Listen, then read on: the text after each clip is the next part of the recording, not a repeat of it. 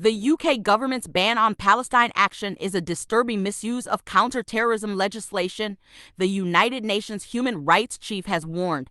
Volker Turk urged the government to lift the ban on the group, calling it disproportionate and unnecessary. Earlier this month, Palestine action was prescribed by the UK government under the Terrorism Act 2000 after activists claimed responsibility for spraying two military aircraft with red paint, causing an estimated £7 million worth of damage. The decision is currently being challenged in the High Court with a judgment due at the end of the month. The Home Office has been contacted for a comment. The ban means that membership of or support for Palestine action is now a criminal offense punishable by up to 14 years in prison.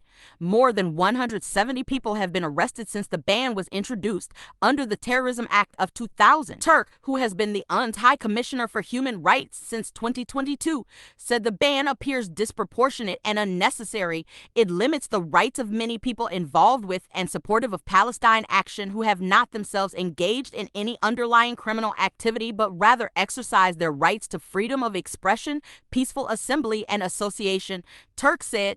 As such, it appears to constitute an impermissible restriction on those rights that is at odds with the UK's obligations under international human rights law.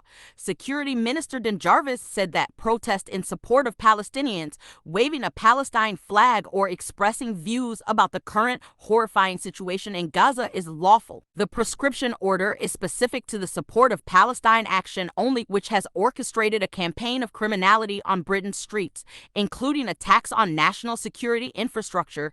Palestine action has engaged in activities that have predominantly targeted arms companies since the start of the current war in Gaza. Parliament approved plans to ban the group on 2 July after activists broke into RAF Brize Norton in Oxfordshire and spray-painted two Voyager aircraft which the organization said were used to provide support to the Israeli military. A series of criminal prosecutions relating to incidents between 2022 and 2024 are currently before courts. 4 people accused of the Brize Norton incident face trial more than a year from now.